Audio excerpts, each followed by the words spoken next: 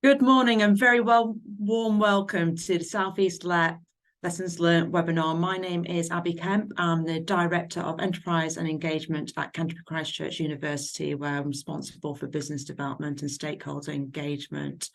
I will be your chair today, and it really is great to see so many people on the call.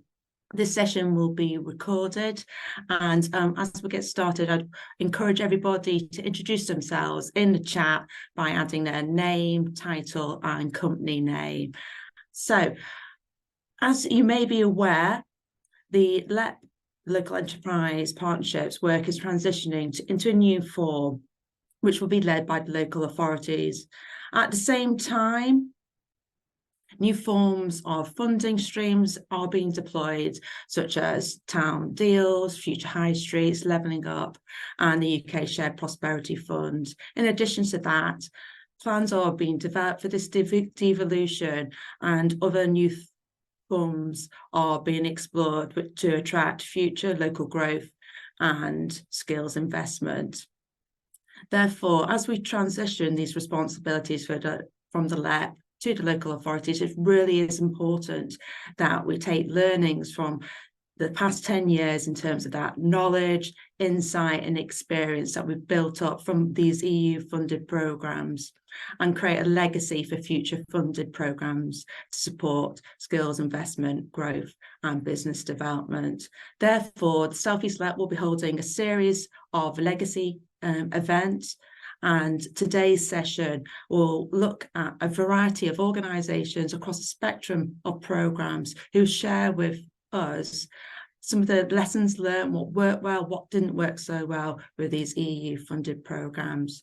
So, but first, before we go into our presenters, we have a poll. I'm really interested to hear what you are interested in learning about in terms of managing and operating future programmes. It's multiple choice, so please feel free to choose as many that are as relevant to you, and we'll see what results we get.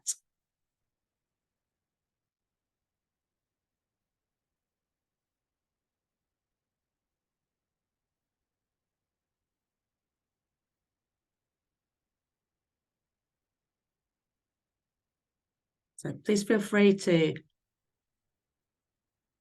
select as many options as you'd like: finding and identifying suppliers, delivery partners, metrics for success, types of intervention, budgeting, priority sectors, managing performance, risks, adapting delivery to meet demand. And hope to get results shortly.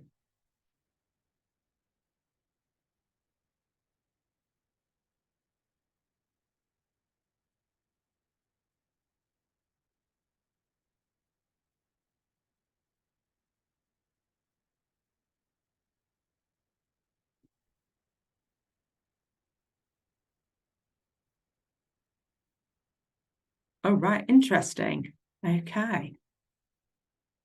So 67% of you are really interested in hearing about the types of intervention, followed by priority sectors, and then closely in joint third and fourth place, metrics for success and adapting delivery to meet demand.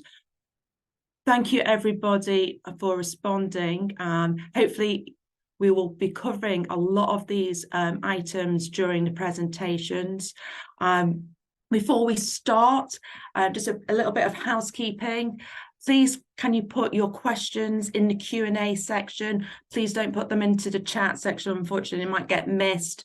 So if everybody could ask their questions in the Q&A section and input it then. There will be some time after the presentations for questions and answers. So we will pick that up later on in the session. People can upvote their questions, so make the most popular questions rise to the top. So if there's a particular question that you're keen to have asked, then please vote for it, and that will progress up the poll. So first of all, let's hand over to our Southeast LEP colleagues, Louise Aitken, Skills Lead, who will be talking about the overview of impact for EU funded programmes. Thank you, Louise. Thanks very much, Abby. First things first, just to make sure you're able to see my screen, I shall just share it properly with you. Is that showing okay? If you just bear with me, I'll just get it into full screen mode. Okay, so just firstly, I'm Louise Aitken, Skills Lead for the South East Local Enterprise Partnership. I'm also speaking on behalf of my colleague Jo Simmons, who very unfortunately has COVID today, so we wish her well, and I hope I do justice to her part of the presentation. Just to kick off, as Abby was saying, SELEP is undergoing a transition at the moment. So in August, the government informed LEPs that core funding would end in March 2024. Our board agreed at the time that we should work to an effective and swift transition to the end of March 2024. And last month, a draft integration plan was approved by the LEP board. So we're working towards that transition at the moment. In the main, upper tier local authorities will undertake LEP functions in the future where appropriate, and it includes areas of work such as governance, capital programmes, partnership network, growth hub and business support. Some areas of work such as our major projects will continue across the SELEP geography and be led by projects themselves and, for example, the Construction and Industry Training Board. But as part of our transition arrangements, we're really keen to share the knowledge and experience in a range of areas, such as those listed. And we're currently sharing best practice, lessons learned and information. And as a significant area of our work over the years, EU funding is a key part of this. So we hope that the webinar today will enable us to share some of that knowledge and for you to hear directly. So just to give a little bit of background about the programme overall, and back in about 2011 and 12, a European Structural Investment Strategy, short ESIF for short, was agreed for the SELEP area, which was the result of a lot of consultation with stakeholders across the LEP and covered the period 2014 to 2020, and around 160 million of total funding, so really significant pots. And as you can see, that was carved up into European Regional Development Fund, which is ERDF, the European Social Fund, which is ESF, and also European Agricultural Fund for Rural Development. We're focusing on the first two today. So the ESIF strategy informed the focus and priorities of that funding once it was underway and kind of helped inform it and the sort of calls for tender and things like that went out. And it was overseen by what was called an ESIF committee, which existed across the country, made up of local stakeholders and employers, and reported to a national growth board. So the LEP didn't hold the funding, but worked in conjunction with the ESIF committee and relevant government departments and bodies who administered that funding to ensure that it was locally applicable, offered value for money, and to help inform tender processes and share progress. Final investments were higher than the original amounts because of things like exchange rate. So, for example, in European Social Fund, there was over £80 million in the end, which is obviously very, very positive for the area. Delivery has only just concluded for some of the projects because of extensions. And today's event, as I said, focuses on the ERDF and ESF. We are sharing the learning with the relevant national leads, such as the Department for Work and Pensions, National Lottery and Icarus, who also undertook ESF evaluation. So they're really interested in this event today. And I should say that the head of EU funding, Sue Ormiston at the National Lottery, particularly wanted to be here today, but she's speaking at a national event on levelling up, but was sort of keen to say that Enable East project that you'll hear about later is one that she'll be showcasing as well. So really positive that you'll be able to hear firsthand about those sorts of projects. Throughout the years of ESF delivery, we really worked to ensure that it aligned to the rest of our work. So through things like our capital investments of over 40 million, the work we did in areas like apprenticeships and unemployment support. And the sorts of things the projects addressed were unemployment, NEET levels, upskilling, increasing apprenticeships and raising awareness of local jobs. We also regularly engaged with our skills advisory panel on all of that work. As I say, the Department for Work and Pensions were the overall managing authority for ESF nationally, and we had regular contract meetings on the funding with the relevant government departments and bodies. So just to share what we call an escalator of opportunity model, which really outlines how ESF is intended to work. So there are different kind of aspects to it, and that all leads to an escalator of opportunity model. So the national lottery part of it was about social inclusion and people furthest from the labour market. The DFE, or Department for Work and Pensions, part was about people nearer to the labour market. And then we had the Education and Skills Funding Agency for people who were in or close to the labour market. And this just shows you how that was carved up in the LEP area. And that has, to date, the latest figures are just over 50,000 people supported across the LEP area through that European Social Fund. And here you can see kind of the different areas. And we've got projects from all of those different areas speaking today, which hopefully will be useful. And this, I won't, in the interest of time, kind of dwell on this too much, but it just shows you the sorts of participants. Really quite interesting to see how that was broken up. And the projects overall exceeded targets for participants with disabilities, which is obviously very positive. Speaking on behalf of Joe now about the ERDF projects, so there were 23 projects overall, which included multi-LEP projects funded across the South East LEP area. In total, over £76 million invested, and that all yields match funding as well. So the ultimate total is over £155 million. 10,000 businesses supported to start, grow and develop new products across the area. And also supported in areas such as reducing carbon emission. And again, you'll hear about kind of real examples of some of those projects. So there were also 3 community-led local development projects in the LEP area, which were in Folkestone, Hastings and Tilbury, and they combined various aspects of European funding to have really local projects. And in terms of the focus, the SELEP had priority sectors that they'd identified within that original ESIF strategy that the ERDF programme supported. So as you can see there, areas such as medical technology, logistics, creative, cultural, all of which remain really important now. So the learning, again, is still really relevant to us going forward. And the sort of support included business grants, new enterprises, jobs created and greenhouse gas reduction. So again, remains really, really relevant to everything we continue to do.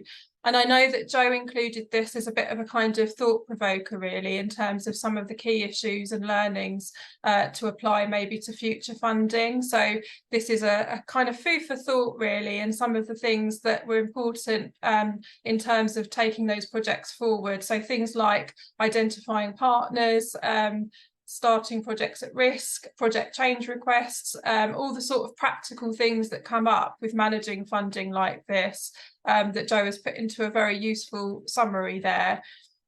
We've just included some links on here, and I think we'll share these slides after the event, but we do have further information. We have a range of videos, one of which you'll see shortly.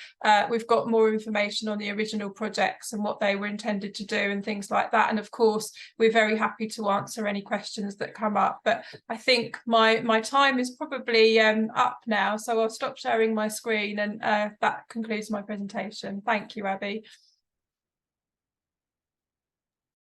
Thank you, Louise. And if you have questions for Louise and her South East LEP colleagues, please do put them in the Q&A and we'll answer them later on in the session.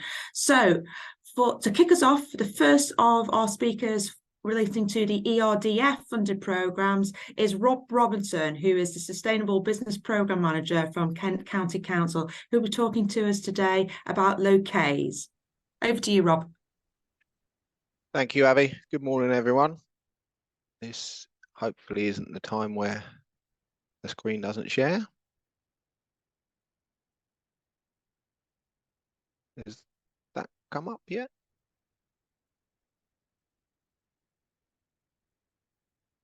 I'm looking for a nod. Yeah, it's up, Rob. I've seen one. Thank you. We're off. Yeah, so thanks very much for inviting me today. Just want to do, first of all, a little bit of a history lesson. We talked about, or Abby and Louise talked about the sort of history of where some of these programs originated. Now, if we go back long enough to sort of 2009, 2010, there were two programs that were working, one within Kent, which was called Low Carbon Plus, that was working with businesses in the low carbon sector, or the developing sector as it was then, to try to help them expand and develop. Meanwhile, I was working over in Essex at the time, essentially in a portal cabin in the back of Castle Point Council offices car park, on a program called Low Carbon Business, and that was looking at helping businesses with funding towards greener or greening their businesses. Lots of funding was made available, lots of comedy checks. I really wish I looked like that now, but 8-year-old twins has made me look like I am today. So that was sort of the precursor to a program called Lowcase, Low Carbon Across the Southeast, as it was then. 3 different reasons, rather than just give money to businesses to help them go ahead with green projects. We decided upon sort of a 3-pronged approach. So supporting supply as well as stimulating demand at the same time. So the very businesses that would possibly be doing the installations of some of the green goods and services, we wanted to help sort of develop that market as well, which is something that we'll touch on a little bit later on. And there was also a knowledge exchange element that the University of Brighton led on. So the partnership did really well. We helped something like 1,250 businesses originally, and with a decent track record. The way that ERDF funding worked was we asked with the ESIF and other people that make the decisions, can we have a follow-on project if we learn our lessons? So we're talking about lessons learned. We'd already learned some lessons from the previous program. Basically, we need to make the sector stand out a little bit more, where people can associate and work with some of the terminology that everything's an acronym. LCEB, because it's low carbon environmental goods and services sector. That's now LCRE, which is low carbon renewable energy economy. So there was that element. There was also the fact that Brexit happened in the middle of that. So we had to try to handhold businesses through and make sure that they were aware that there was an actual business case of doing things in a better, more green, more sustainable way. And the opportunity actually to deliver a program slightly more remotely, so we could cover a larger area. We didn't actually anticipate the area being as large as it ended up being. So there were people on the call from as far as West Sussex, but we went right down to the Isle of Wight. So what it was is that we had one main program, Lowcase, and that was split across 2 different partnerships. So we had Lowcase 2 and Lowcase 3. We're not going to dwell too much on this, but the main thing to take away is that SELEP still had the greater lion's share of the funding pot, and we were still looking to do as much as we can within the southeast, but also work wider as part of the Tri-LEP energy strategy with our neighbouring LEPs further to the west. What could we fund? Well, it's 40% of project costs, so match funding, to look at resource efficiency measures and transport efficiency. So I noticed there's some travel planners and transport guys on the main group today. So we managed to help with second-hand ultra low emission vehicles, help with e-bikes and cargo bikes, some of the things that businesses were looking to trial, and some of the more sort of innovative ways of reducing emissions for covering businesses that have got a lot of transport as part of their fleet. And for businesses in the green sector, we could help them with general business development costs. Don't have to read all of these words. Now, this is sort of an interesting slide of what we found the last few years is actually more people are looking at the bog standard, light and retrofit projects, but also looking at solar panels and air source and other heat pumps. That's sort of become a bit more of a shift away from some of the more sort of traditional projects that we'd helped with. Figures here again, not going to dwell too much on them. It's been a big undertaking and a bit of a challenge. We've managed to get as much of the funding out as we could. So 3.6 million out to businesses across the SELEP. So that's still 550 businesses to be touched. But as a bit of context, there's something like 935,000 businesses in the SELEP area. Pardon me if I got that slightly wrong, but we have done a lot of work, but we've only really touched the surface with some of the businesses that potentially could be reached by some of these activities. But one thing that is quite interesting to think about if we're talking about wider impacts, the supply chain that we've helped across SELEP. So the money that we've got out to these businesses is great, but also 100% of the of any project spend goes to a supplier. Now, around 45% of those suppliers were also based within the SELEP region. So we've helped, marketing comms agencies. We've helped, loads of installation firms as well that are sort of outside of this direct funding thing. So we're looking at wider impacts. We also ran environmental management courses. Again, I'm going to have to fire through these slides, but there has been a lot more interest in businesses looking at net zero, looking at the journey, what they can look to do first of all, and also where that's going to look to take them. So, when we're looking at legacy options, there is that key. It's more front and center now, the sustainability element, than it was maybe back in 2009 when originally we were looking at this as a theme. Here's some of the smiley people that we did some of the workshops with. In terms of successes across the whole programme, £9.3 million awarded to nearly 1,200 SMEs, and that was a really condensed time scale towards the end. So, £4 million in 9 months was a hell of an undertaking for what was essentially quite a small team. We're not going to be delivering, or very few people are going to be delivering anything in the scale that we're talking about today across such a wide area. And it will come up. I'm not going to steal anyone else's thunder. We were delivering in a very difficult time. COVID, Brexit, supply chain issues, you name it. We had to try to combat it. But what we have done is, again, it's something that sort of touches on what Louise was covering earlier. Clean growth and green economy is now actually something that I think is better understood, and that's something that we will take forwards, certainly as a council, but as a partnership that we were working with. There's a lot more that we can take from that. Huge amounts of CO2, resources as well. It's not just energy; it's reducing waste. And this was a time where people would move from sort of 9-10p a unit to 23, 24, 30p a unit. So there's a huge amount of economic savings there as well. We've created a lot of production capacity for PV, as we've said. Understanding a lot more about resilience and adaptation and best practice foundations across a lot of sectors. And as part of the work we did, we're looking at delivering Clean Growth Award through Adept, which wasn't just us; it was shared with colleagues at Essex, Greater Essex, and East Sussex as well.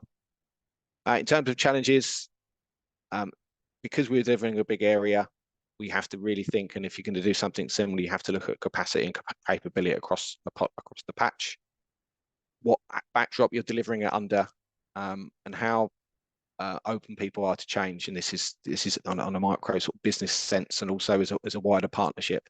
So the ability to be able to adapt, especially with shifting priorities. Condensed delivery schedule. You could be talking about my presentations, and I'm already over 8 minutes, so apologies for that. Limitations of outputs and eligibility. I'll probably touch on it in a Q&A, but when you're working with the RDF requirements, there's not a huge amount of flexibility in it. Even though we had an excellent contract manager, there's some things we just couldn't do like we wanted to do as part of developing some of the training expertise. We wanted to get people into the green sector, so that's something we look to move forward with. In terms of legacy and learning, there's a slight difference. We don't want the legacy to be this is a redundant piece of work. We help loads of businesses, but yeah, we'll take the round of applause and move on. Each one of those businesses has a story, has something that they can that can resonate with other businesses, and that's really, I think, where we need to look at things like sustainable development goals. what we have done links in with a load of other people on the call. You know, there is a big social value to the sort of work that we've been doing, so it links a lot with the ESF presentations that are coming. We're not looking at a follow-on project, but we're looking at follow-up. So I know on a local level, UK Shared Prosperity Fund, some of the smaller local authorities are obviously looking at running a green grant scheme. There's an opportunity, I think, to collaborate with the right partners and co-deliver projects as well, projects with shared priorities on a right geography. And we're looking really at about replication, not duplication. There's no point everyone across the SELEP saying, well, we're not part of the SELEP anymore, but we're all going to do the same thing. That's where the coordination needs to come in. And I've outstayed my welcome by 3 minutes, so apologies for that. Thank you, Rob. Okay, without further ado, I'm going to hand over to Dan Chilcott and Sarah Rowan, who will be talking about South East Creatives Programme. Thank you, and good morning, everybody. Yes, so I've got with me Sally Staples from East Sussex County Council, who was a partner to South East Creatives, and Dan Chilcott, who worked on South East Creatives and is now the director of our new programme, Create South East. I'll be handing over to Dan shortly. Kent County Council was a partner to South East Creatives, part of the founding partners involved in writing the bid, and we're the accountable body now for Create South East. Both programmes have been founded and led by the South East Creative Economy, which we call SECEN. And SECEN was a working group of the LEP and the absolute foundation for both programmes' successes. What SECEN did was brought together across the region the knowledge and the expertise that we needed to make these programmes work. And there was kind of two critical parts to that. One was the knowledge around ERDF and project management and those really scary budgets. And the other thing was the expertise in the creative industries. So this was something that we could never have done on our own. We needed that collective knowledge to make it work. And it's not easy. You know, it's not easy designing these programmes. And in many ways, South East Creatives broke the mould. It almost broke us as well at points, but there was, in particular, it looked at regional and then hyper-local delivery. So we achieved economies of scale, but we're really delivering locally into the communities where we needed to have traction. That cross-regional collaboration has certainly underpinned our success with the DCMS Create Growth Programme, Creative South East. We were the only non-combined authority in the first round to be successful. And that success just relied on that shared knowledge and also having a funnel of businesses that we could then tap into to create the outputs that we needed.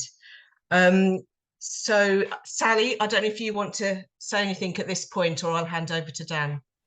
No, go ahead, Dan. Thank you. Thanks. So, hi everyone. You asked in the poll earlier about priority sectors and types of interventions as key learning from this. I'd make a plug for the creative industries as a priority sector. We all know it's a huge growth industry. There's some stats there about the amount of money generated for the economy. And the recent DCMS Creative Industries Sector Vision published this summer has more detail in the current trajectory of those sectors. So South East Creative, as Sarah said, was a collaboration. It was sector-wide with a specific business support programme. And it was structured, it was an ERDF funded project, total investment value of 5 million, a target to support 370 businesses across SELEP, which we exceeded. There's some detail there on the different types of interventions and types of outcomes that we were looking for. The partnership included, at the time of the bid, a number of strategic and matched funding partners, and then retrofitted after the bid. So there was some detail on programme delivery that went in, but then retrofitted and commissioned post-bid with these local sector delivery partners, people with expertise within the sector. And local coordinators were employed as the kind of face of the programme across the region. So one FTE equivalent per growth hub area. I was a part 5, 0.5 in Kent. So these were some of the headline sort of project outcomes showing you that we exceeded on all of the different targets across the interventions. This is how the programme looked to the creative sector. And I think what some of the key learning that's come out of this is how you interface with the sector on its own terms. So who is in the room for programme design? Where's the detailed specialist knowledge? The people who have the relationships on the ground or the track record of understanding the businesses that you're trying to support. Who brings credibility and has the networks? So for example, Space, who delivered on the programme, have 50 years of experience supporting the creative sector practitioners. What's the best kind of structure to reach people at local level? So operating across the geography that we're working on, it was really key to have local hubs with a kind of open door, that kind of friendly welcome. They had networks of businesses they were already working with. They had kudos and traction within the sector. They were trusted sources of advice. And again, working with how that is perceived by businesses on the ground.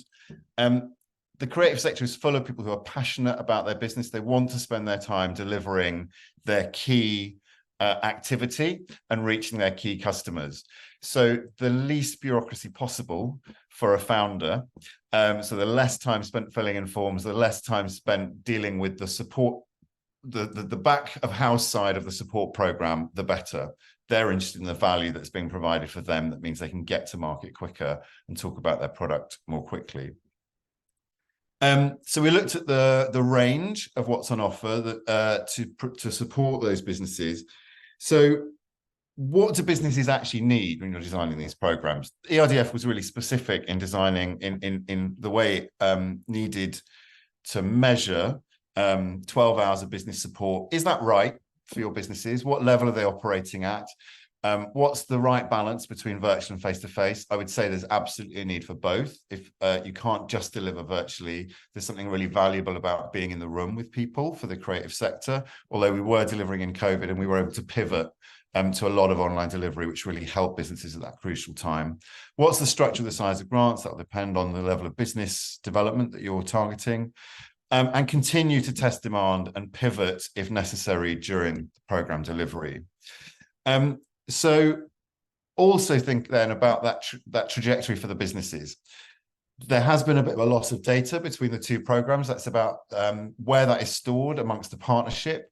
We are seeing some of those early stage businesses supported through Southeast Creatives now receiving higher growth support from Create Southeast. What would have been really useful is we would be able to bring all of that data with us onto the new programme. Is there a clear customer journey? Is it obvious how your programme adds value to those businesses? So it's all business centred. And crucially, what does good growth look like for you? So in the creative sector, you know, it's quite often that a business remaining static is a key success story, actually. There's a vast number of freelancers and SMEs, and that's not going to change. That's how the sectors work. So you need to be supporting the whole ecology. For example, in fashion, 80% of UK fashion businesses employ fewer than 10 people, but you still need to support those more granular organisations as well as the big employers in order to support the whole growth of the sectors. So collaborating takes time across the regions, make sure there's a funnel of businesses through and build on trust to reach those local networks. We built some of this learning into a manifesto. The key points are up there. These presentations will be shared with you afterwards. I'm coming towards the end of my 8 minutes, so I'm going to speed up. There's a huge amount of knowledge in CSEN in terms of programme delivery, design and sector expertise, and that has been fed through onto Create Southeast. That's where we are now. We're currently recruiting for our 3rd cohort. I just wanted to do a shout out while you're all on the call that the Create Southeast programme is aimed at high growth potential creative companies seeking to become investment ready. So it's a higher growth potential programme with 9 months of mentoring and workshops for cohorts. And it's that expertise, again, and sector knowledge that companies are finding really useful. So please do get in touch and happy to answer more questions when we come to the Q&A. Thank you, Dan and Sarah, for sharing those learnings and insights. So over to our next presentation, and our final one on ERDF is Jean Knott, who's Project Manager for the Department of Business and Trade, and talking about the Internationalisation Fund. Thank you. Yes, got some slides to come up, only a few. So yes, so my role primarily, because obviously the IF fund is to help companies across all English regions to export. So my role was one of support to the IF team and to our international trade advisors, who primarily was their main job was to recruit companies to sign up to the IF fund. And in that then expanded my support to the individual companies themselves and to the IF team. I actually technically sit outside the IF team, but of course during the 3 years of the programme, I did help support the ITAs and the companies, and again with the IF team, and with primarily all the with the ERDF guidance. So to help companies to explain the guidance to them, to support them in any way for their claims when it comes time to claiming, which is a very difficult process. But because unfortunately my hands are tied somewhat, because this program hasn't been finished that long. So they've actually still probably in the last couple of months just been wrapping up. So my hands have been tied about what I can share, the achievements of the IF program. So the team sent these figures to me for the Southeast SELEP of everything that was achieved that they could share.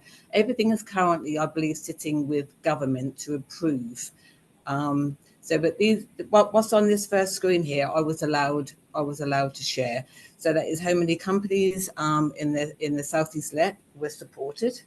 How much of 1.8 million of grants dispersed, over 6,000 per company, which was higher than the original plans for how much I think the average was going to be spent. So it ended up being a very successful program. And as you can see, the top 5 sectors supported, so it's manufacturing and or engineering, retail, including e-commerce, food and drink, professional or business services, and health and life sciences. They were the top sectors of all the companies that registered to IF. Could I have the next slide, please? Thank you. So we've gone straight into like I said, the grant was very successful, but as with such a big program, there were a lot of issues. So with the IF team sent me what they consider their top 5 lessons to be learned. So as you can see, so make sure any contractor or deliverer has a good knowledge of the objectives of the scheme in the first place, and not just the processes, and also who the main stakeholders are. And they did stress having a stakeholder map and all the links of who belongs to where and who's responsible for who. So that's set up right at the start, and also allow enough time not only to train the grant administrators in the process, but also what the project is trying to achieve. I think, again, with the ERDF going straight into the program, with all the compliance issues, the funding document was 28 pages long, and I think that's a lesson to be learned about trying to make it more customer friendly. I mean, this is the ERDF, so being customer friendly and ERDF doesn't always go hand in hand. But they went on to using an online system. So the previous project that I've been working on was paper-based. So that was a giant leap forward to go on to an online system, but has to allow more time for it to be implemented with more technical support. And one of the biggest problems with the online is some of the changes that they could make to the system, but took a long while to implement all the changes. And one of the biggest changes didn't come in till the last year of the program. So that kind of obviously slowed up the whole process as well. So using the online system was beneficial, as it kept all the applications, all the claims, all the evidence in one place. But like I said, once it was set up, it did make changes more difficult to the system. Although a clear guidance was provided to SMEs, they did not always read it, which was more support being required than was originally anticipated. So again, that came back to my point of it was very heavy on all the guidance for the IDF to make sure everyone is aware of what was required up front. Could I have the next slide, please? So that, yeah, the next point was to deliver a scheme successfully. It needs to be customer focused, as I was saying. So with clear guidance, timely responses to queries with consistent messages from grant administrators. More support to the ITAs and SMEs was required than what they actually thought right at the start of the IDF. But also making sure that all the claims were compliant and did fit in with the EIDF rules. Because of some of the problems that we had with the system, with the online system, getting the claims in, the program did have to be extended by about another 3 months to get all the claims in.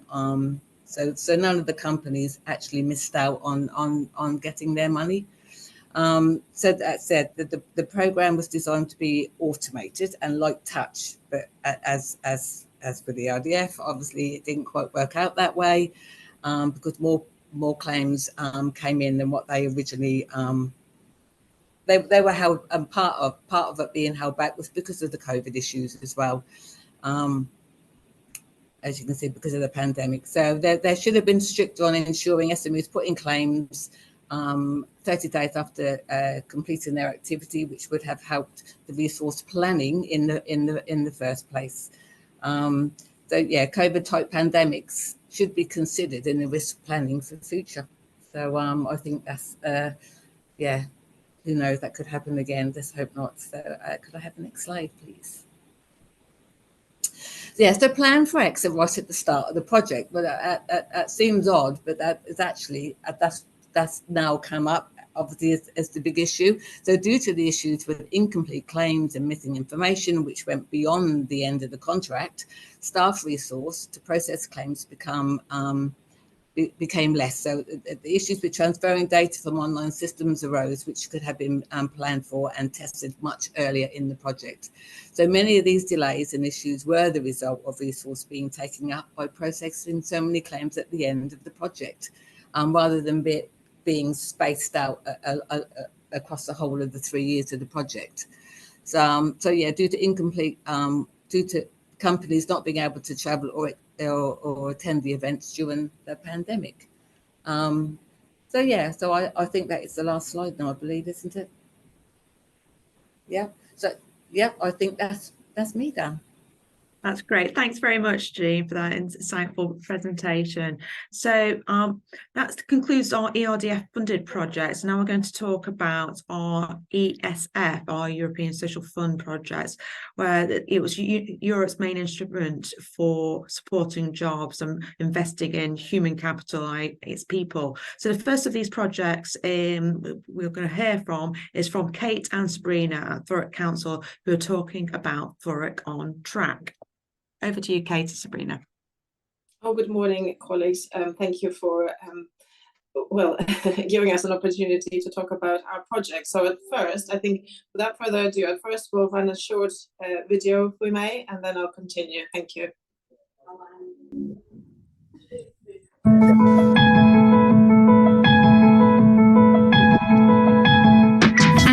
And part of the role of On Track is to get young people infused into the jobs that are available locally.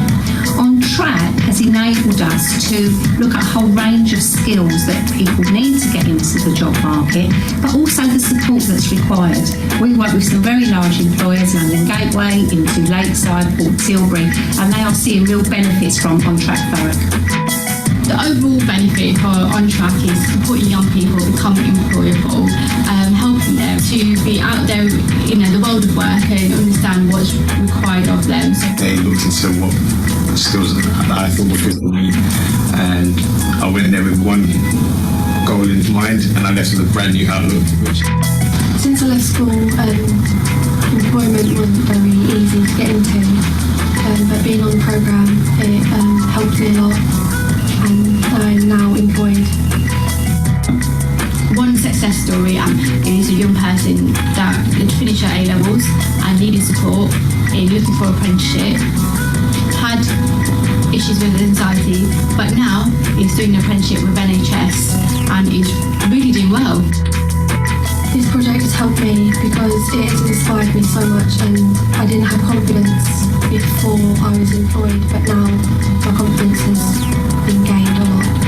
I think the important thing for us is to work closely with employers, which this programme allows, to enable us to identify what it is they're looking for, and then to make that something that young people really feel enthused about and want to make a career out of. Getting the first step of my progression of my career, it's really opened my eyes for me.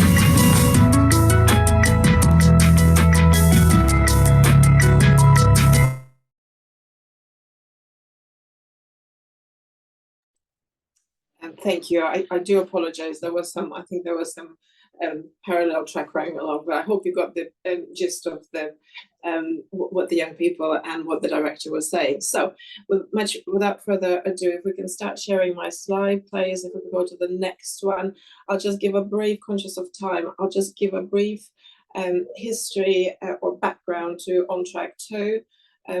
Sorry, can we have the next slide, please? We started off with On Track 1, and that was 5 years ago, so from 2015 to 2019. And On Track Thurrock is a European Social Fund programme, and it supported young people in Thurrock aged 16 to 29. So that was the age range that we were working with. And I suppose the main aim of it really was to reduce youth unemployment in Thurrock and support the South East SELEP strategy. If we have the next slide, please. I don't want to dwell on Track 1 too much. The numbers for Thurrock, because we're a small local authority, we're, I don't know whether you know where Thurrock is, we're between London and Essex, Lakeside, you probably heard of. So we are a small authority. So for us, the number of 1,316 young people to sign up in 3.5 years was quite significant. We supported, and we're very proud, that out of that number, we supported 1,050 into education, employment and training, although our target was only 876.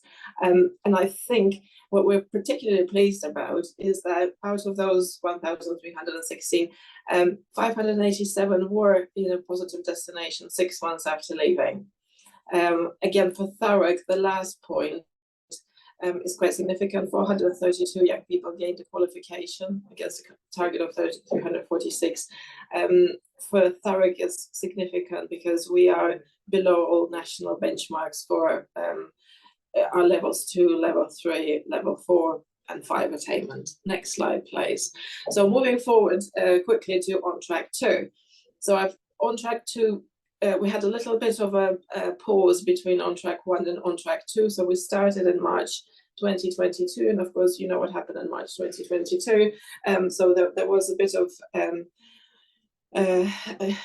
setbacks when all the lockdowns happened. So we did have to change the program outcomes in conjunction with DWP, and I think we're grateful for that flexibility that we were able to listen to our main stakeholders. We listened to our schools and our colleges who were saying, okay, please, can we do something with our year 11s, year 12s, year 13s? They're very disengaged. They're not, their attendance is low. They're not engaging in education, employment, training. We're afraid that there will be need in the next year. So what we've done is we've concentrated, sorry, if we can have the next slide, please. We've, instead of just concentrating on the need as we did On Track 1, we kind of split the program up, and of course, we were helping our NEET young people, but we were also looking at those young people who we thought would be at risk of NEET, and that's how you can see the figures. 480 young people we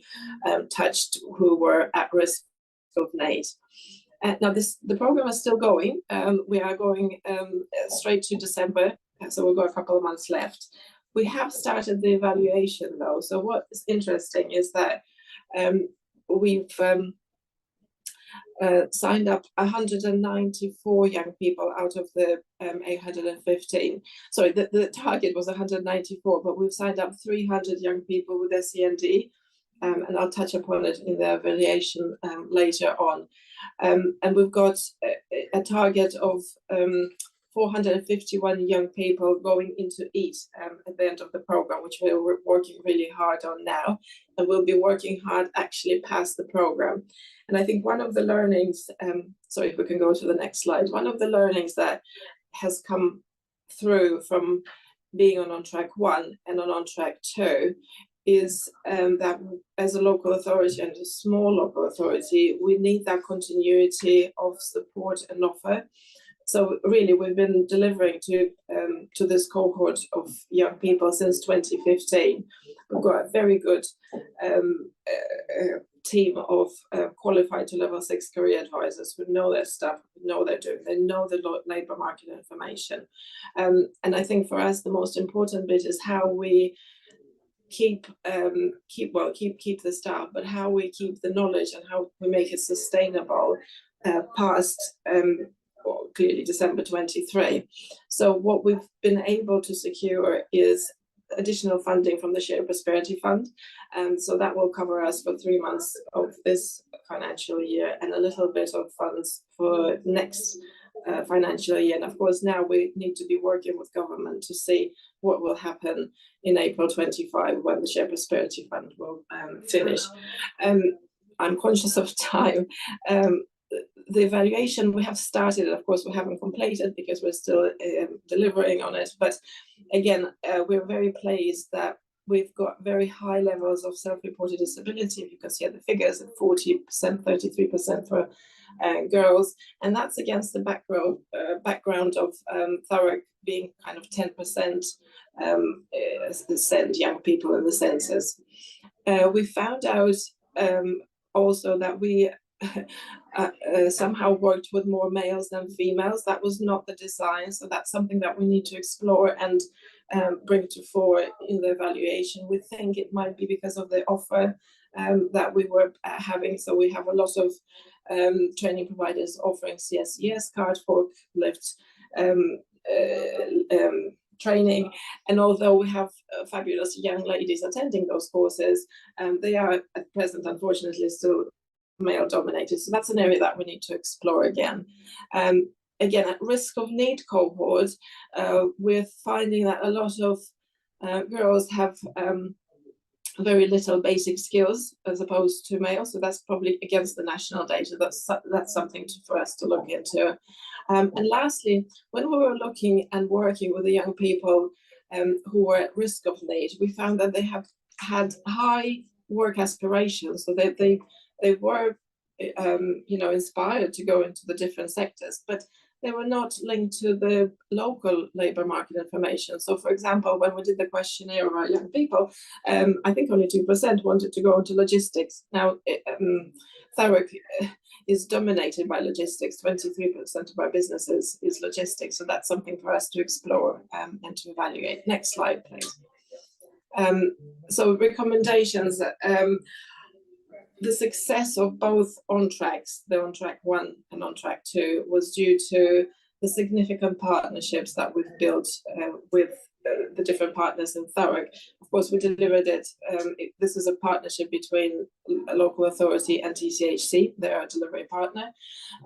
But not only that, we worked very tirelessly with DWP, with colleges, with schools, with national local businesses, with our adult community college, Bernado's, and then there was a lot of cross-directorate within the local authority. So it's working with the Economic Development Partnership Department in partnership. I think I would recommend anybody embarking on this journey to have a very strong understanding of your data. Who is your audience? Who are your young people? And who are your partners?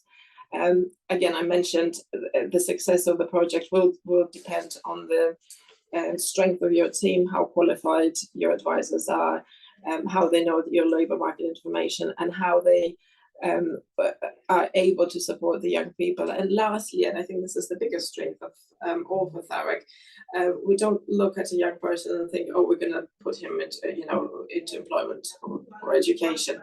We look at a young person holistically. We put them at the centre of our delivery, and then we wrap them around in support, and it's kind of a whole village approach. I will end here and I will pass over to Sabrina, who will very eloquently tell you about a couple of our young people, and that's our case studies, just to bring it to the fore. Thank you. Lovely, thank you. If you just go to the next slide. So I'm just going to go over, there is 4 case studies, but I just want to mainly look at 2 just because there's quite a lot of writing. We've got a lovely picture of one of our first case studies. So as you can see, the first case study is a young person, we'll call him M. He joined On Track 2 back in July. He is an asylum seeker and has been working on ESOL. So previously he'd been working on his ESOL. He came to us just to look at his next steps. And as Kate said, we look at him holistically, see what we can offer him. So he signed up to 360 training, which he did his CSCS card with. He's done the health and safety part of the CSCS card. And because he signed up to that initiative, we were able to offer him Mears Trade School. So Mears in Thurrock Council actually kit out all the different council properties. So we work closely with them in partnership and make sure that the young people get a 6-week course with Mears, and they obviously make something. So as you can see in the picture, young person M has made a lovely gate, which is an amazing achievement for him. So he on his journey, he was part of 360, did the CSCS card, he attended the Mears training, he had one-to-one sessions with our personal advisor each week, and as you can see, he said he would love to always attend every day to the Mears because he really enjoyed it. We work really closely with him still, and actually he's taking his CSCS card next week. So fingers crossed, all being well, he will complete all of the CSCS card, and then his journey will start hopefully in employment. So until then, he just needs to do some revision, which he's doing. So as you can see, there's lots of people that surrounded this young person, looked at his housing, looked at one-to-one support, what he wanted to do in his journey of employment. And we've put everything in place for him, so he is ready. And hopefully, yeah, next week will be a good week for this young person. So that's that case study. I'll just go on to our next case study. So we look at risk of NEETs in Year 11s, and we support our risk of NEETs in Thurrock in Year 11, and we mentor them over the summer. So one of our careers advisors mentored this young person who wanted to look at an apprenticeship, and they explored the idea around Tilbury Docks, because he was really passionate about ships and the docks, because that's where he lived. So after getting his GCSE results, the young person met with, again, our personal advisor. They looked at different applications. He applied, got his first interview. They were really pleased with him because he knew so much about the docks, which was great. And then he had his second interview, and he got the job. So again, it's really good progress for that young person. He's still there, which is great, and he's got a shipping apprenticeship. So they're the 2 case studies that I wanted to bring to light. There is another 2. One was a care leaver, and the other one was a college leaver as well. So you'll see that on the next slide. But I just wanted you to show 4 different case studies that make us very proud. Thank you so much. Thank you for listening. Thank you, Kate and Sabrina. That's a fantastic presentation. So we're going to move on now to Sarah Mills, Associate Director of CXK, who will be talking about Community Grants Programme and Step Up. Brilliant, thank you, Abby. I think you might just have promoted me. I'm an Assistant Director at CXK, but we'll go with Associate Director, that's fine. Good morning, everybody. As Abby said, I'm Sarah Mills, I'm from CXK. If we move on to the first slide, please. Just for those of you that don't know who we are at CXK, we're a charity that's been involved in delivering services around IAG, employability and skills for over 20 years across the south and southeast of England. We currently hold the contract for the National Career Service across the southeast. We held the contract for the ASK contract, which is focusing on apprenticeships delivered in schools across the whole of the south of England. We also do a lot of work in prisons across the southeast and work with NEET young people across the southeast. And we've had quite a long engagement with ESF programs over time, both as a prime contractor, but also in terms of direct delivery as well. The 2 programs that we've been involved with that I just want to talk about this morning are the Community Grants programme and the contract that we worked with in the last 2 years, which was focusing on NEET and young people at risk of NEET as well. Very different programmes in terms of what they were trying to achieve in the cohorts that they were delivering to. The community grants programme was about working with small local organisations across the South East SELEP to engage with a range of beneficiaries who were furthest away from the labour market. So yes, focus on moving into employability and education, but also a real focus on soft skills development as well. And the NEET at Risk programme is, as it says, there was a focus there on supporting young people between the ages of 15 to 24 and getting them into employment, education or training. For us, both of these programmes, we managed as prime contractors doing a small bit of delivery on each of the programmes. But I think for the rest of the presentation, I just kind of want to focus on some of the thinking and the learning that we discovered mainly by being a prime contractor in relation to these projects. So next slide, please. What I'm talking through here is something that's probably very familiar to a lot of you in terms of a kind of commissioning cycle or a way that you might want to approach dispersing money in relation to particular programs. But I just want to share our kind of reflections on delivering both those programs in relation to this kind of commissioning cycle. It was really important that we understood local needs, and I think this is going to be a real prevalent issue going forward in terms of the array of funding that we now have in place, and with the demise of the ESF. It's really thinking about who are the cohorts that you want to target. Is it your 50 plus? Is it NEET young people? Is it particular cohorts, whether that's individual with disability or particular minority groups? That really has to kind of be the starting point in terms of where you're thinking about what to do with your funding. For us, that was kind of wrapped up in the contracts that we delivered on behalf of the ESFA. But it sounds really obvious, but from a local needs assessment is really important if you're thinking about the populations you want to target, particularly if you're focusing on people and improvement in skills and movement either into or towards the labour market. With both these contracts that we held, we had quite a robust process around due diligence, and I think some of the learning, just to mention from both of those processes on the separate contracts. When we worked with the community grants programme, we were really keen, and the focus for us was to work with smaller organisations. Now, sometimes smaller local organisations can feel a bit more risky from a governance or a delivery or a financial stability perspective. But I think what we also found is working with smaller organisations really got into the spaces and places within the regions and the boroughs and the districts of those populations that we really wanted to work with. So I think it's really important to have that kind of flexibility in terms of your governance so that you can allow smaller providers to be involved in your process. We also, for community grants, when we were assessing the bids, we brought together a group of local stakeholders, whether that was voluntary organisations, the local authority, to look at the bids.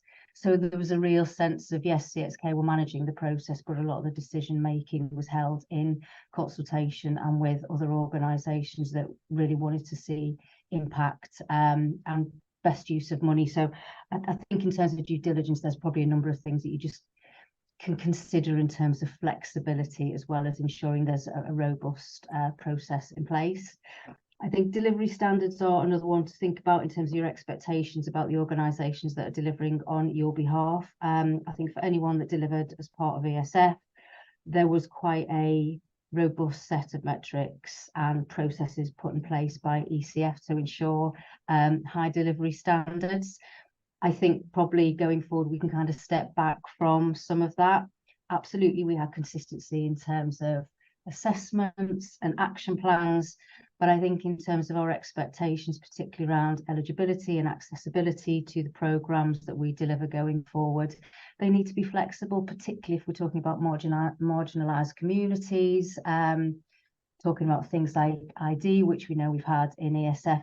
They were real challenges for some of our cohorts because these were individuals that just didn't have any idea. And I think with our community grants program, we had kind of up to about 50% of people that applied to get onto the programs weren't eligible because they didn't have ID. So I'd hate for us to kind of repeat any of those challenges or blockages in the processes we set up going forward. Measuring outcomes, again, sounds really basic, but I think, again, it's about, yes, it can be about getting people into employment, education or training, but it might be about those softer skills as well, whether that's confidence, whether that's job searching. Really have a think about what you're commissioning, and as a supplier or an organisation providing a programme, what can you measure as well in a really meaningful way. And I think, again, from a commissioning perspective, there's that kind of broader issue about impact. So are there particular local populations or local communities, local districts, local areas that you really want to make a difference to? It might be about, you know, more people engaging with a particular community sector provider. It might be about organisations or local people moving further towards the job market by engaging with a different social enterprise. Really have a think about those different levels of high level impact that these programs can bring to local communities. Next slide, please. And I've just put in some building blocks here, and again, kind of reflections in terms of how we thought about the programs. I'm probably going to touch on a few things people have said already, but in terms of how to deliver, particularly if you're working with vulnerable populations, we know that during COVID, our online interventions were really, really helpful. And we saw this particularly with community grants. We kept hold of some of those providers and some of those participants because we used Teams, whatever we were using. I think we also need to remember that some of our most disadvantaged members of our population are not able to access with us digitally. So organisations that can go out and see people and engage with people face to face is really important. In terms of who delivers, I think it's going back to that point about those smaller providers who sit within particular boroughs or particular districts who really know their populations, particularly if you're trying to engage hard to reach or populations that have been harder to reach for us as providers going forward. It's really, really important.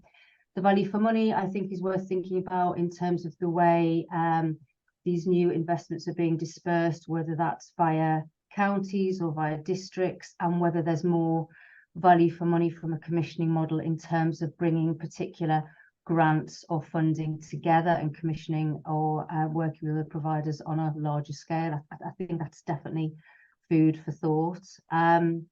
Telling the story and gathering the evidence, it's really important for the providers that are delivering, but also for commissioners holding purse strings. I think we've already said already, we know the Shared Prosperity Funds will be coming to an end in 2025, so we need to be evidencing the impact of all the great things that these funds are doing to ensure that there's a real focus on that skills funding going forward. I think just a quick word of caution, we have got some challenges. We've got the highest rate of NEET amongst 18-year-olds than we've had for probably going on 15 years at the moment. So there's some real challenges there in terms of our young people who are NEET. And for us delivering these programs, we had a number of providers who, when we were working with them, they became insolvent. I think there's a real challenge in the sector in terms of those not even just smaller organisations that are really filling a gap in terms of doing really great work with particularly niche or specific populations that we know, given an opportunity, want to engage in the economy. It's some of that kind of softer skills and that hand-holding, and some of those smaller organisations are really best placed to do that. But I think just to, you know, and end on a positive, we've got a really good opportunity with these new waves of funding. The whole point today is to kind of learn the lessons from the ESF funding, which there are lots, and make sure we take them forward with the new funding we've got. So thank you. I'll hand back to Abby.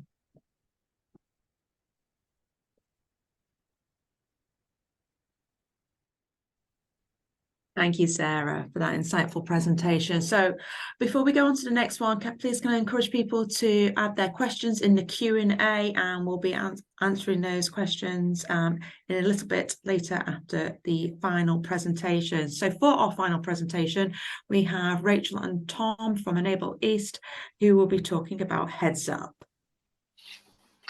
Hi, thanks for having us. Yeah, we'll be talking about Heads Up. So it was our programme, employment support programme. Just for a little bit of context about Enable East, we are an independent team and we sit with an EPIT NHS trust. Our work is twofold. One is sort of commercial contracts around service improvements. But the other part, obviously completely relevant for this, is that we source external grant funding and have delivered several large portfolio projects over recent years to the value of over £10 million.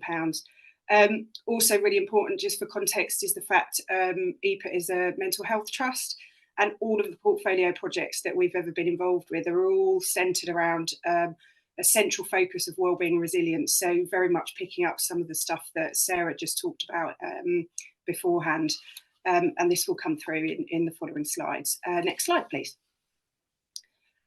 So Heads Up Employment Support Programme, as I said, we offered a host of sort of softer side of support and development with our participants, which I'll come on to in a second, along with probably more expected employability skills, CV writing, interview practice, and so on. But what was absolutely of equal importance in the way that we went about developing our programme was this core focus on resilience and wellbeing, with the idea that an individual is much better placed to react to challenges that they face if they feel more resilient in their surroundings and therefore more able to take positive steps, whatever that is. For our programme, obviously it was employment, but it could impact all parts of life. Our participants were from across Essex and Southend, all unemployed or economically inactive. All, most importantly, were individuals who experienced common mental health problems. So this is things such as anxiety, depression, low confidence, and so on. Our project ran across 6 years of delivery. We finished in March, but delivery ended in December 22. We received over £3.5 million of funding, and we were lucky enough to receive 2 extensions within that period as well, which we were obviously delighted about. Our model was led by Enable East. We were the lead organisation, so we led on all of the sort of project management functions, all of the liaison with funders, finance, compliance, etc., etc. But most importantly, for the success of our project, we worked with a network of local delivery partners. This was Signpost Employability and EPIT Employment Services. So they very much knew the local communities, the specific challenges of the individuals that we worked with in those local communities. We also had a team of peer support workers. Peer support was absolutely central to the offer that we made. This is people with lived experience of mental health challenges and unemployment, and people who'd make positive steps themselves and therefore could really help our participants. We also had a team of skills development officers who delivered the sort of hard skills, if you like. Next slide, please.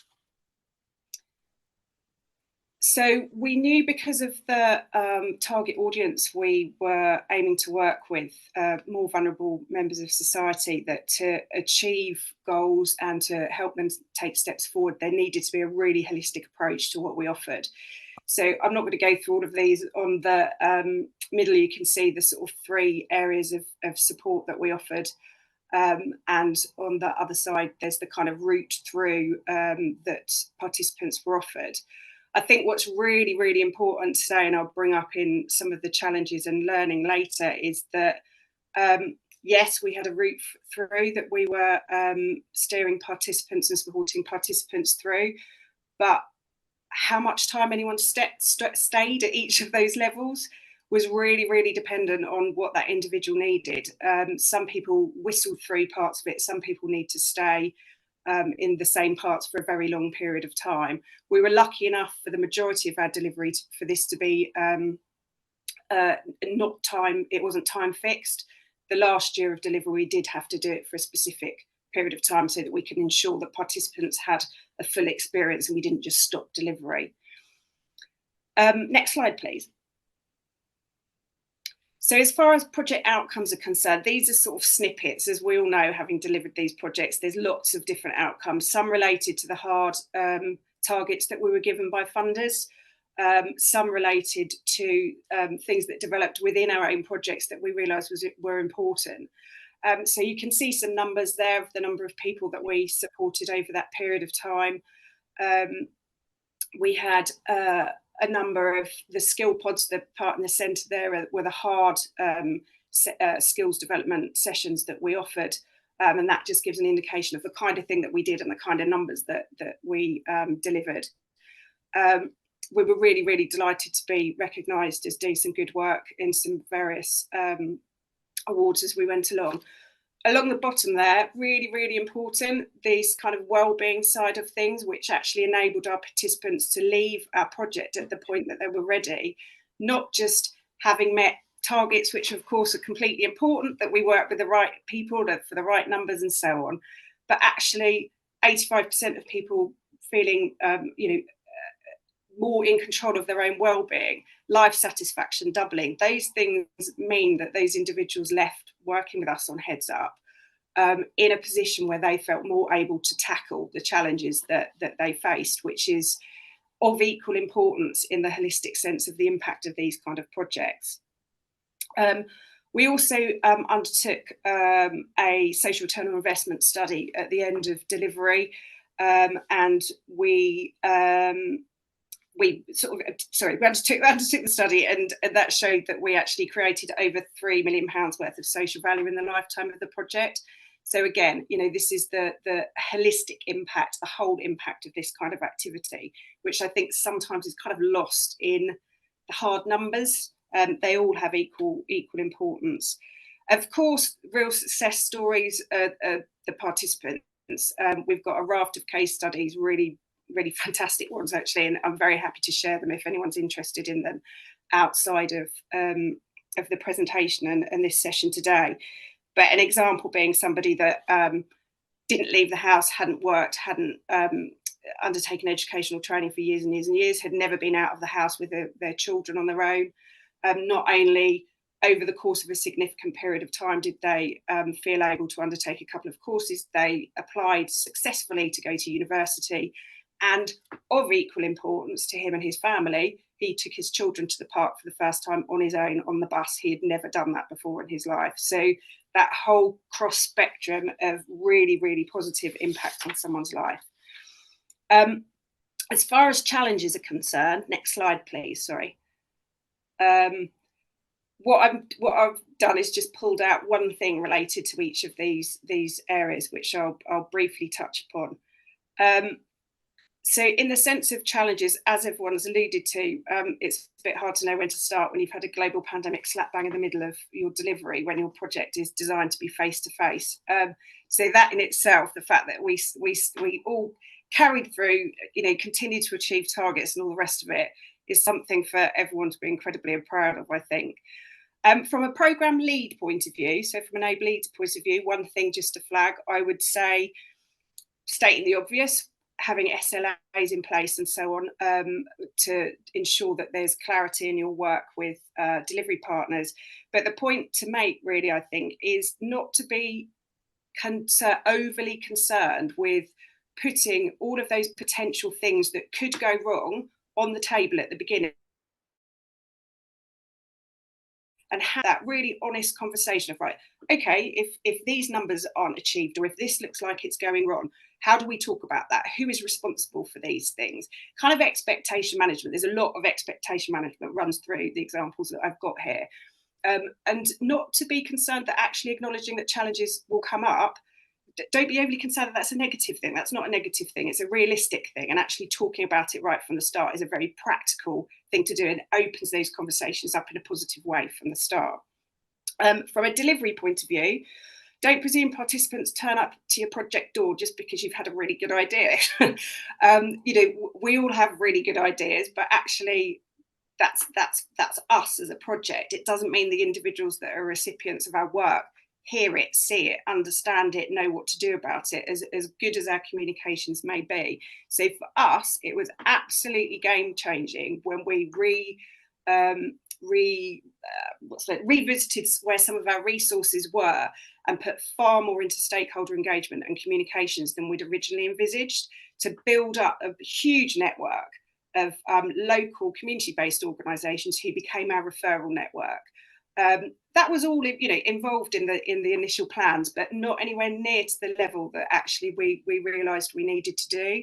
And in the space of about 9 months, once that resource was slightly tweaked and realigned, everything came back up on to the sort of momentum that we needed it to be. Flexibility in approach, Sarah, I think you touched on this just a second ago. One size doesn't fit all. For us, we always, projects have always worked with more vulnerable groups in society. Heads Up was targeting people with common mental health problems. By default, that means that the larger numbers are often in those areas where they've got a huge number of other challenges going on, those identified in Levelling Up Work Now, really. Our mixed model work, the fact that we had different styles of interventions and that we were able to flex what depth was on offer for each of our participants, really helped us be able to have a slightly more bespoke approach. So participants might all travel the same journey, but the route they take and the time they spend at each stop is really, really different. Again, we might have really good ideas, but they're only good ideas if the people they're targeted at know how to navigate their way through them. Peer support workers, absolutely fundamental to our project, including people with lived experience to design your programme and deliver where it's relevant and safe to do so, has been fantastic. But where you have a team made up of people with lots of different experiences and different needs themselves, that needs to be really carefully factored in. Will people with lived experience find it as easy to exit people from projects, for example? We found no, they felt very sensitive to wanting to help people through right till the end. Again, we retrospectively tweaked some of our approaches to delivery with that learning part project. I'll leave it there because there's lots of different examples, and obviously this is a short session, but I'm really happy to chat to people about different aspects of our learning if that's helpful. I've put communication at the bottom there because that totally is the thing through all of this which has made a difference for the bits that were successful from the start or the bits that we had to go back in and tweak and fix, whether it's communications from project leads to the delivery partners, whether it's about expectation management, whether it's about thinking about what our intended participants want to hear rather than what we want to tell them. That's two really, really different things. And thinking about all of those aspects right from the start and being prepared to sort of tweak them as you go along. We have a report, end of project report, which I'm happy to share if anyone's interested in it. I'm going to hand over to Tom, who's just going to go through a couple of bullets of what we're doing now and kind of what happens next, really. So next slide, please, and thank you very much.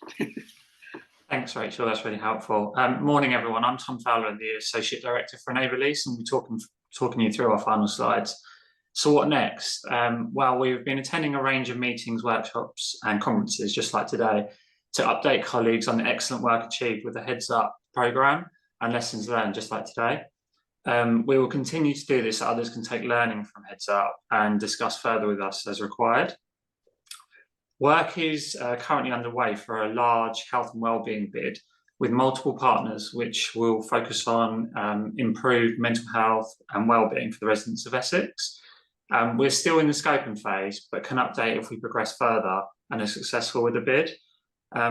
Obviously, at this stage, we can't really say too much because we're still in the scoping stage, but there will be similarities with Heads Up, and we will be taking the great learning from the programme into our new work. Enable East's main objective is to help our local communities thrive, and to do this, we aim to be involved with and deliver grant or commercially funded programmes which are centred around doing this. We're currently delivering a programme commissioned by Essex County Council called Multiply. Some of you may have heard of it. It's a new government-funded initiative to help adults improve their numeracy skills that don't have a maths GCSE equivalent. We know that good numeracy helps unlock job opportunities, prepare people for further study, and they also help in everyday life, such as with budgeting money, helping your kids with homework and that type of stuff. So this is just a number of other programs we're currently involved with, and our plan is to do more.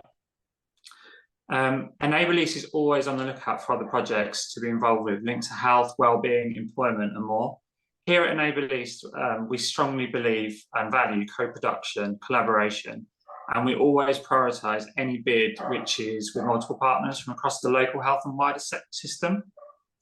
Work is currently being carried out relating to other grant-funded projects linked to a range of areas, from learning disabilities to falls and more.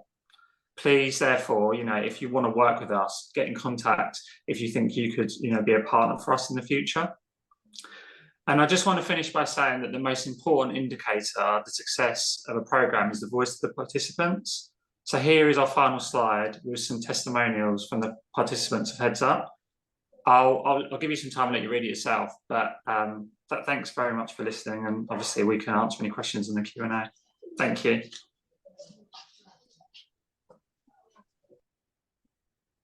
Thank you, Tom and Rachel, and to all our panelists today. So now the time has come for Q&A. So let's look at those questions. So picking up one of the questions, this is open to anyone to respond. So what is the most important thing to implement at bid and project design stage? Who would like to answer that? Rob? Yeah, I think it sort of sounds like it's stating the obvious, but and it's even come out today. I think if you look at what the sort of likely co-benefits are, it will give you a greater idea of who the best partners would be to be joining a collaboration, because I think the nature of some of the bids that are coming out, the opportunities that are coming out, it isn't about pigeonholing, well, this is what we're looking to deliver. There are things that touch on social, economic, environment. So it's looking at possibly who the best partners would be to cover one particular part of possibly that bid. So I think having the right partnership up front will help the strategy part meet the vision or the view of what that bid is for. So yeah, the political it depends element is quite key, I think.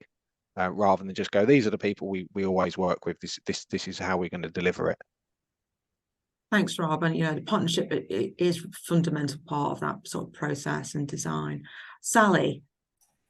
Yeah, I'd also add to that, thinking about who your suppliers are going to be, who are going to deliver your programme, and then how they fit into any procurement regulations that you have, whether they be procurement regulations that relate to the funder or to your own organisation, because that was a major sticking point for us with South East Creatives, and something that we were sort of therefore forewarned about when it came to create South East. So particularly, well, I don't know if it is particular to, but in the cultural sector, there's probably quite a small handful of organisations that are suitable for delivering these sort of programmes, and ideally you want them as part of the co-design. But certainly with the RDF, that wasn't possible because you had to keep a distinction between partners and suppliers. Thanks, Sally.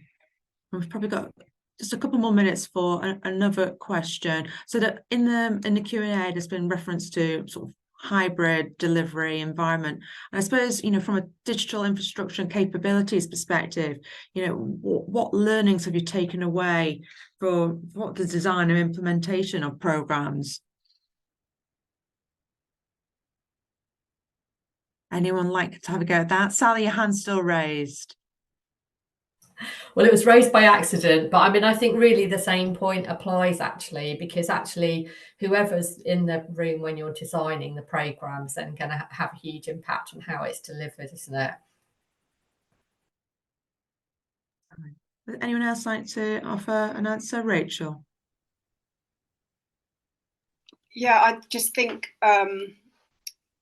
it kind of goes back to something I said in my thing about Heads Up, is actually ensuring that you ask the people who are the intended recipients how they want to be supported. Without wishing to repeat myself, we can have a brilliant idea, but if if that's not how those people wish to access the support that's available, then you need to think about that. If you want to have successful projects and you want to meet your targets, you know, there's learning in the middle there, isn't there? There's you can introduce new ways, but you really need to test the water with the people that you're intending to support. Thanks, Rachel. Rob? Yeah, just quickly following on that, and I think it's something that Jean might mention in her presentation, that you need to work at whoever the funders are, what their requirements are going to be in terms of evidencing and everything else. So we decided to invest or try an all singing, all dancing CRM that enable people to, you know, to do e-signatures. But with some of the actual businesses that we're looking to engage with, we've had real problems getting some of the output evidence in enough of granularity that the funders will be able to accept that as outputs. So I know it's hopefully something we can move away from with the RDF, but it's something definitely worth thinking about. And yeah, exactly. There's how you want to engage with people and how those two can sort of interlink as an interface. Thanks, Rob. We're running over a few minutes, so apologies for the slight overrun. So I think it's now time to conclude. I just want to say a big thank you to all our panelists for sharing their insights in terms of those lessons learned, managing performance, priority sectors, that's milestone tracking and evaluation. You know, it's really evident to see that these projects have had significant impact, both socially, culturally, and economically.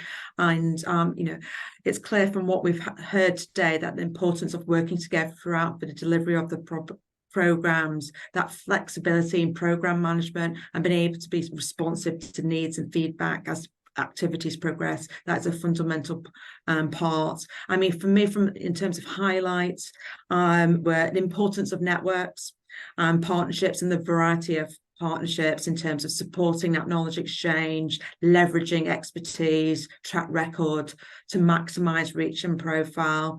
The reach of those projects, it's, you know, from some of the projects that we've heard today in terms of that reach, variety of organisations, individuals, and a positive impact it's had on supply chains. And you know, sort of important learning is that how we interface with our audience, understanding the local needs. You know, one size does not fit all. You know, making those deployment of programs relevant and simplistic, ensuring that the structure is, you know, is relevant and fit for purpose to be able to reach that target audience. So, you know, it's really, you know, important that we take these learnings from these projects. Through the LEP, we've benefited from that clear direction, understanding in terms of needs and the gaps that activities should seek to address, and we'll continue with those learnings, and that'll be an important aspect in the future of programme delivery, which will fall under the local authorities. It is now for me to sort of say thank you again for engaging with the webinar and joining us and taking time out of your day to listen to all these projects. I hope you've found it useful. SELEP, the South East LEP, will be planning another legacy event in the new year, which will consider what makes successful partnerships, and details will be shared with attendees after the call. The recording will also be shared to attendees, and there will be a highlight video that will be circulated around, which please do share with your networks and partners. So that leaves me to say thank you again. Thank you to our panelists, and thank you for everybody joining on the call today. We hope you have a good day, and we look forward to seeing you in the new year.